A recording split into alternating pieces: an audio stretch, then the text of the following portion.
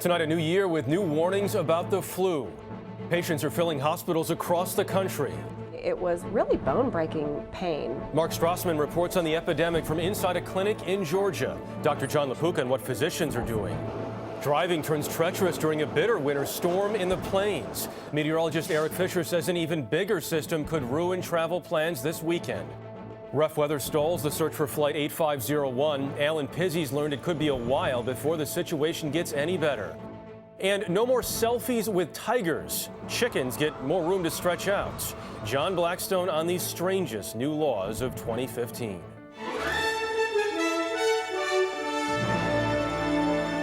This is the CBS Evening News with Scott Pelley. Good evening. Scott's off tonight. I'm Jeff Glor, and the flu is getting a fast start on 2015. It is now widespread in 36 states, an earlier and wider spread than usual. At least 15 children have died so far. This week in Minnesota, a record number of lab specimens were sent in for testing. Some hospitals in North Carolina and Michigan are now restricting visitors and volunteers under 18 from entering. Delaware is reporting 9 times as many cases as this time last year. Another hard-hit state is Georgia, and Mark Strassmann is there. What is your worst symptom that you're having? Probably like a cough. The cough?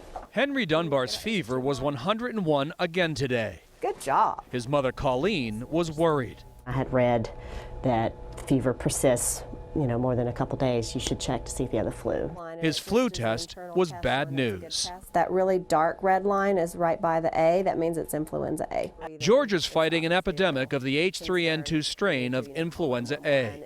Scientists discovered the most common strain of the influenza virus had mutated soon after this year's flu vaccine was produced. The vaccine is effective only 1/3 of the time against this year's influenza. Take some deep breaths while I'm doing it. Henry Dunbar got a flu shot and still got the virus. The Centers for Disease Control says this flu season could be severe.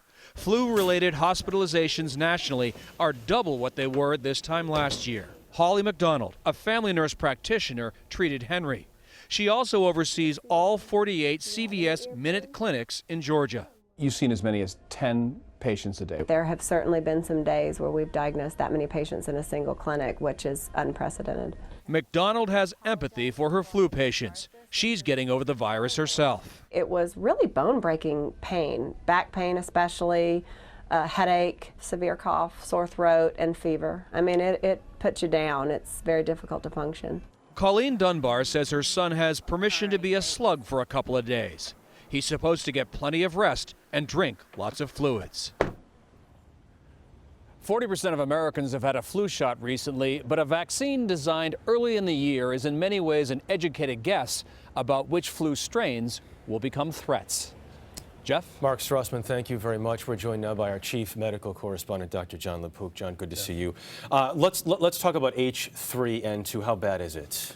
Well, H3N2 tends to be a nasty strain of influenza A, and I spoke to the CDC. They said over the past 30 years, in years when you have this strain very predominant, the mortality and the hospitalizations can go up dramatically. They can go up 2 to 3 times normal. And on top of that, as Mark mentioned, the vaccine this year is not very effective. Yeah, well, we don't know if it's not very effective. We know that it's only about 1/3 of the time is it well matched. Now, that's in the laboratory, and what we know from past experience is that the other 2/3, it doesn't mean that it's not covered. There may be some partial protection there. Bottom line is, anybody 6 months and over should still get immunized unless there's a reason not to. And if you have the flu right now? The CDC is emphasizing, especially for the elderly, if you take the antivirals, that's Tamiflu and Relenza, within 48 hours of getting symptoms, you can dramatically decrease the risk of having serious complications, and that could be hospitalization and even death. All right, Dr. Jon LaPook, thank you very much. Much of the country felt the chill this New Year's Day. In Texas and Oklahoma, freezing rain overnight turned highways into sheets of ice. Numerous spinouts and accidents. At the Rose Parade in Pasadena, California, many wore coats and gloves instead of shorts. The temperature hit 33 degrees overnight, just 1 degree off the record low. And that storm in the southwest is on the move and will cause problems on one of the busiest travel weekends of the year. Eric Fisher is chief meteorologist at our CBS station in Boston. Eric, what is ahead? Jeff, this is a very slow-moving storm. It's just going to crawl its way east over the next couple of days, staying icy in west and central Texas as well as Oklahoma. And the rain starting to fan out, spread across the southeast as we head through the day tomorrow and into Saturday. Also a chance for some severe thunderstorms, especially close to the Gulf Coast as we head into Saturday and will continue into Sunday. The storm tracking eastward. There will be a cold element to this, the snow on the backside, rain spreading up the east coast. We'll see most of this impact Saturday night and into the day on Sunday. And along with the snow, a lot of wind, in particular really focusing in on northern Missouri up through Iowa and across Wisconsin. This is where travel will be at its worst. And again, really focusing in on that Saturday night time frame. Along with it, big temperature changes. It's been very cold. You'll get a one-day warm-up. On Sunday, we're talking about 50s and 60s and 70s climbing the East Coast just for a day. Bitter cold moving in behind it. And what's left over here, Jeff, will be the cold. We look toward next week. First full one of 2015. Much of the country cold yet again. Eric Fisher, thanks very much. Wind, rain, and rough seas are hampering the search for AirAsia Flight 8501. More than 50 ships are looking for the A320 that went down in the Java Sea last weekend with 162 people on board. Alan Pizzey is in Surabaya, Indonesia, where the flight took off. A brief break in the weather saw another body brought ashore today, along with personal items from passengers, including a purse and a suitcase. But the window of opportunity to find the main wreckage closed quickly.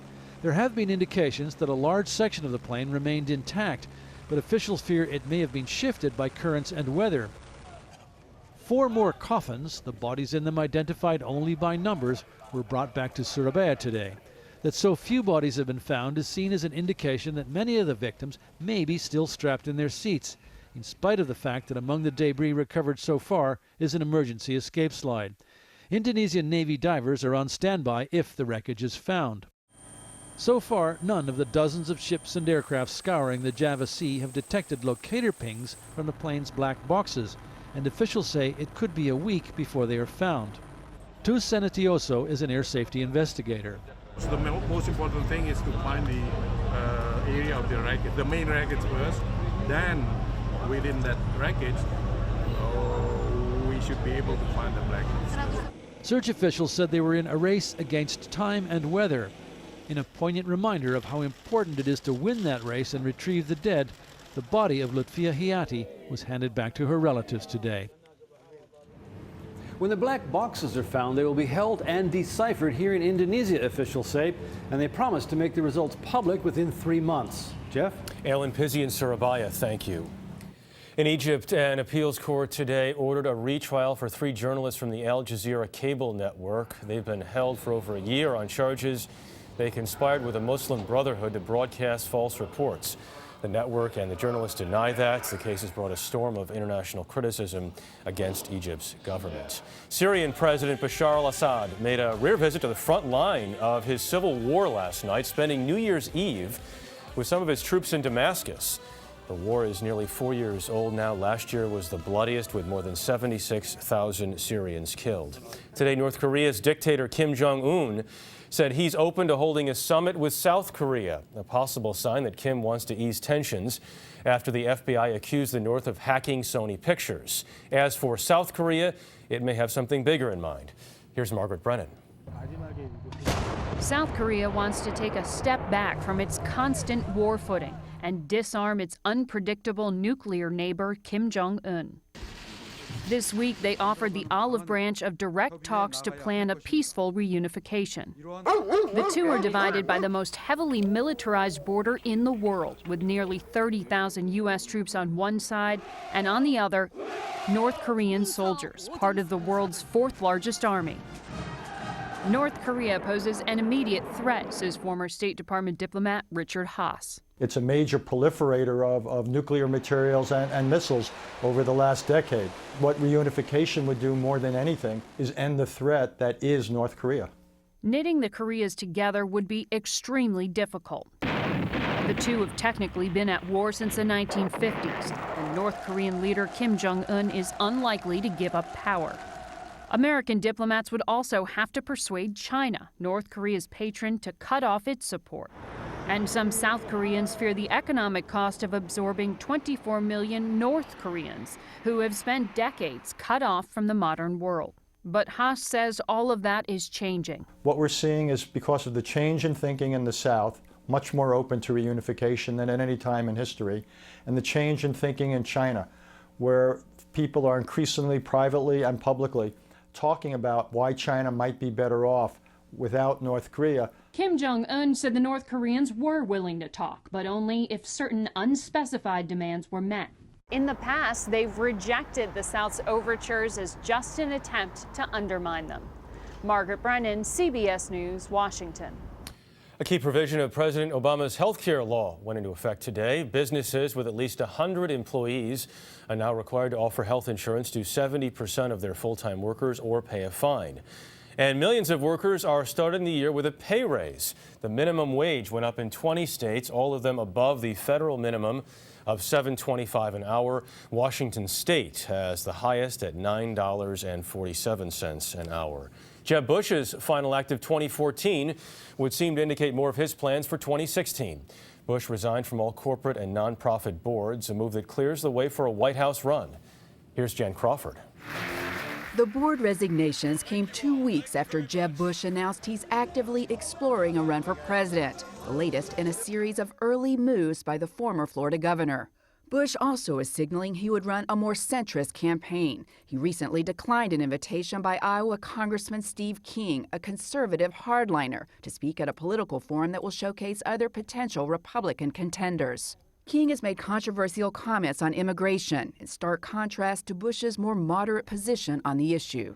These latest moves signal to reporters, to the press, to the activists that he is in the race. Robert Costa is a national political reporter for The Washington Post. Bush wants to be at the center of this race on his own terms. That's why he's moving early. He doesn't want to bow to the right in his party. He doesn't want to be pressured by the press about his business interests. He wants to clear the deck now so he can start running in a few months and run hard. Some Republicans have suggested Bush's business dealings could be used against him in a campaign, much as Mitt Romney's were in the 2012 race. In a recent interview, Bush said Romney could have responded better. I think he got off message. He should have said, I'm a problem solver. My life has been about building things up and solving problems and moving forward. Bush indicated he would take a different approach. We're creating jobs, we're expanding business. I'm not ashamed of that at all. Now, the challenge for Bush is going to be running a center-right campaign for the Republican nomination. Jeff, this is a time when the party is enthusiastically embracing more conservative candidates. And Jen, all this said, we're still 22 months away from the election, still very early.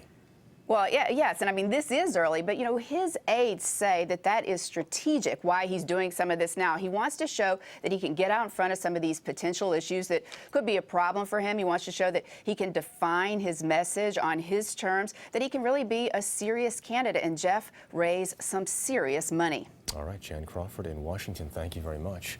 If you've ever been caught by a red light camera, you'll want to hear this. Some drivers may be getting refunds. And Chick-fil-A customers could be the latest victims of hackers when the CBS Evening News continues.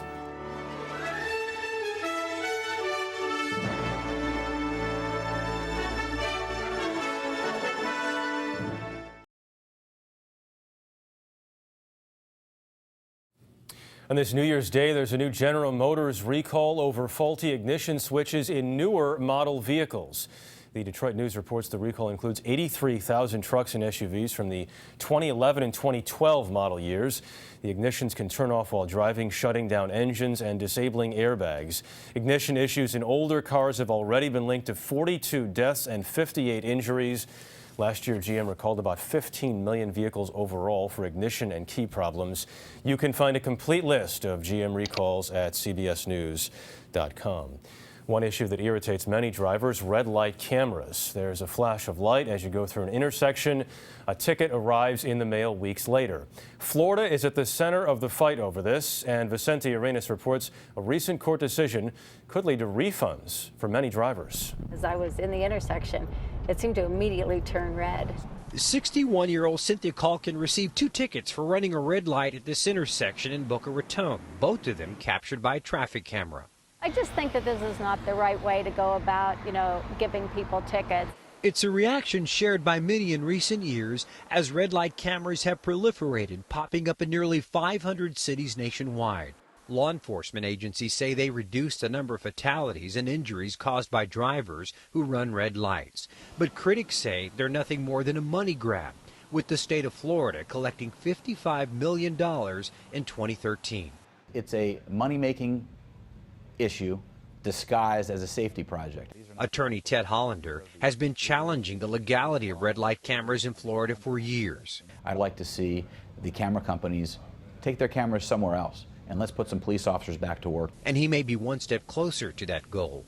Last year, an appeals court found that the city of Hollywood gave unfettered discretion to the private Arizona company American Traffic Solutions, or ATS, in flagging red light violations. This could lead to several $100 million in refunds to drivers. Here's how it works. After images are captured, they're sent to ATS for review. If ATS determines a red light violation has occurred, they send the evidence to the city's police department. Police click accept if they agree, authorizing ATS to issue the ticket. ATS has 5 cameras in Coral Gables. Edward Hudak is the city's interim police chief.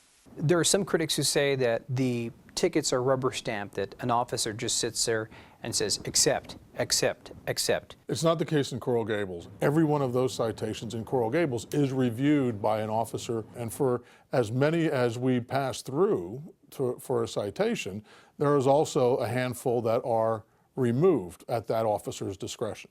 As for Cynthia Calkin, It's that next light. she'll have to wait and see if she gets her refund.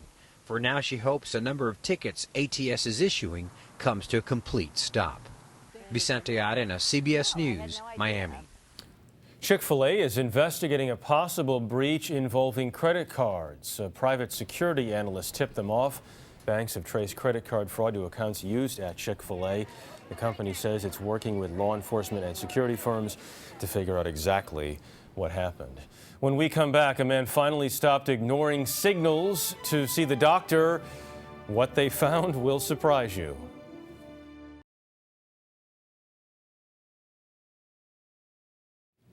Some of this year's New Year's babies are not getting the publicity they would normally receive. Hundreds of hospitals did not make birth announcements today on the recommendation of the National Center for Missing and Exploited Children.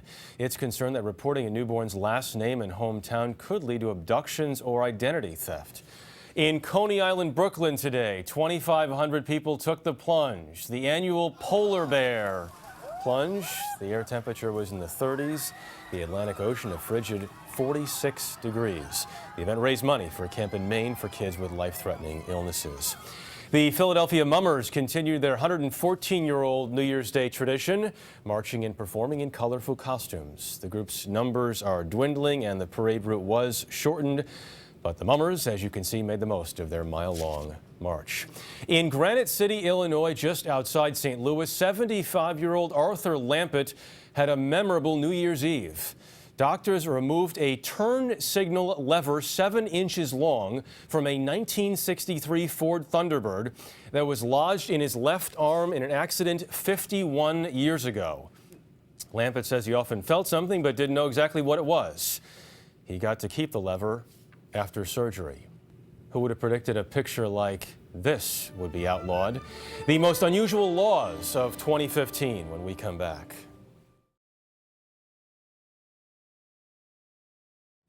Finally here tonight, when the clock struck 12, some big changes took place on issues so important they had to be made law. Then there were other laws passed. Here's John Blackstone.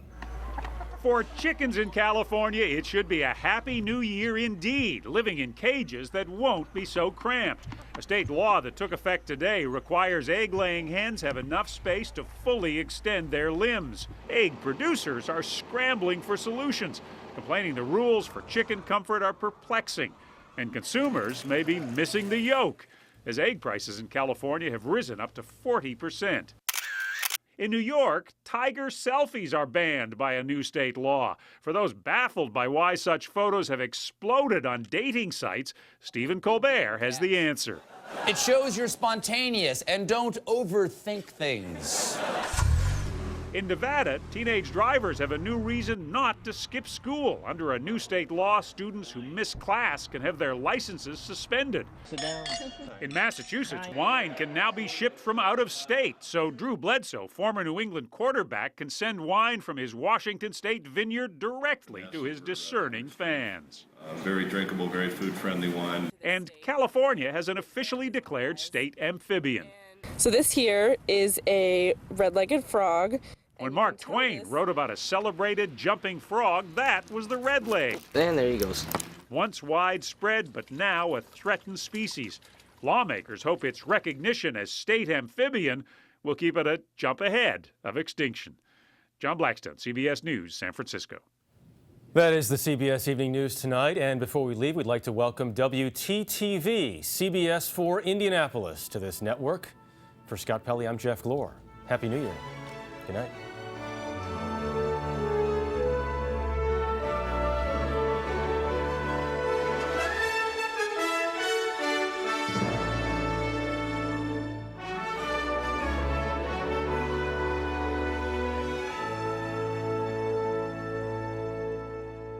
People want to know what's happening overseas. The world is complex, and we want to be able to make it more understandable. The CBS Evening News with Scott Pelley.